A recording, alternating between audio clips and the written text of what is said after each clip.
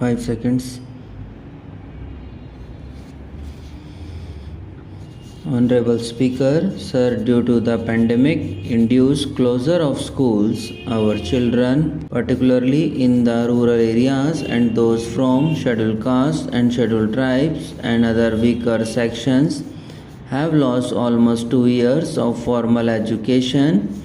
Mostly these are children in government schools. We recognize the need to impart supplementary teaching and to build a resilient mechanism for education delivery. For this purpose, One Class, One TV channel program of PM E-Vidya will be expanded from 12 to 200 TV channels. This will enable all states to provide supplementary education in regional languages for classes 1 to 12 in vocational courses to promote crucial critical thinking skills, to give space for creativity, 750 virtual labs in science and mathematics and 75 skilling e-labs for simulated learning environment will be set up in 2022-23. High quality e-content in all spoken languages will be developed for delivery via internet, mobile phones, TV and radio through digital teachers. A competitive mechanism for development of quality e-content by the teachers will be set up to empower and equip them with digital tools of teaching and facilitate better learning outcomes. A digital university will be established to provide access to students across the country for world-class quality universal education with personalized learning experience at their doorsteps. This will be made available in different Indian languages and ICT formats. The university will be built on a networked hub-spoke model with the hub building cutting-edge ICT expertise. The best public universities and institutions in the country will collaborate as a network of hub spokes. An open platform for the national digital health ecosystem will be rolled out. It will consist of digital registries of health providers and health facilities, unique health identity consent framework, and universal access to health facilities. The pandemic has accentuated mental health problems in people of all ages. To better the access to quality mental health counseling and care services, a national tele mental health program will be launched.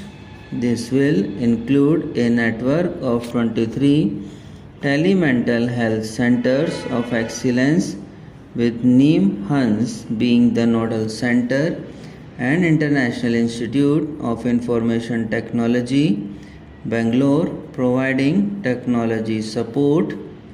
Recognizing the importance of Nari Shakti, our government has comprehensively revamped the schemes of the Ministry of Women and Child Development, Government of India.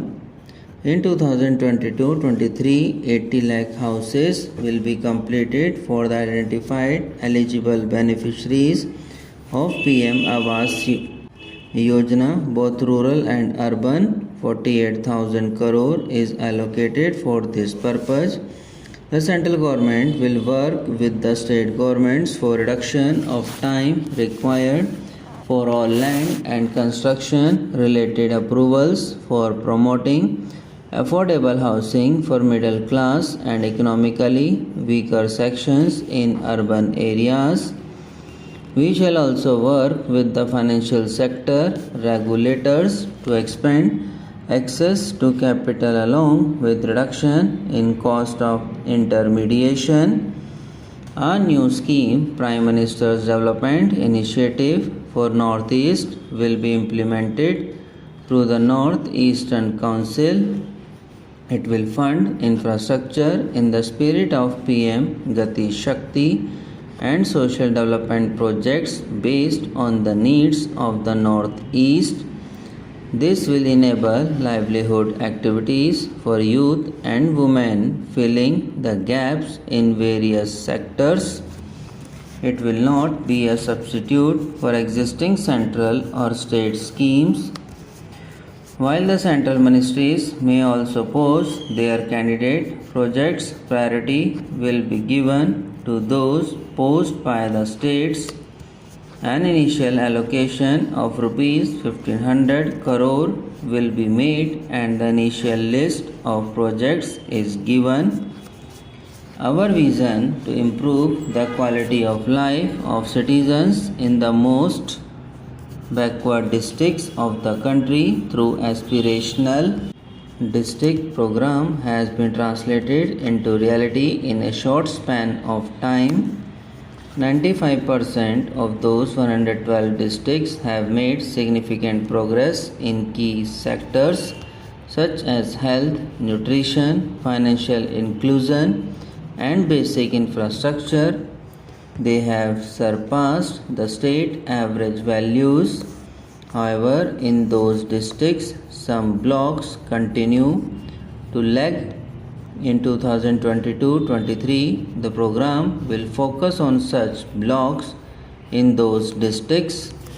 Border villages with sparse population, limited connectivity, and infrastructure often get left out from the development gains. Such villages on the northern border will be covered under the new Vibrant Villages program. The activities will include construction of village infrastructure, housing, tourist centers, road connectivity, provisioning of decentralized renewable energy, direct to home access for Doordarshan and educational channels, and support for livelihood generation. Additional funding for these activities will be provided.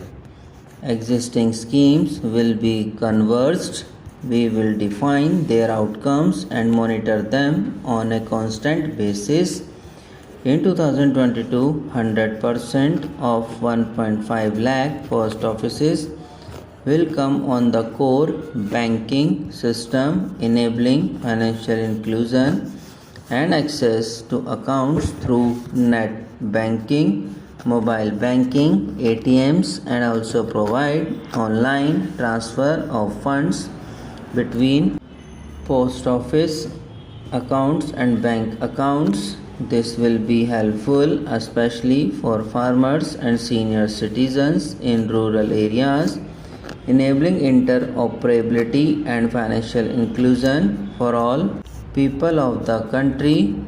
Subscribe now and press the bell icon. Never miss an update.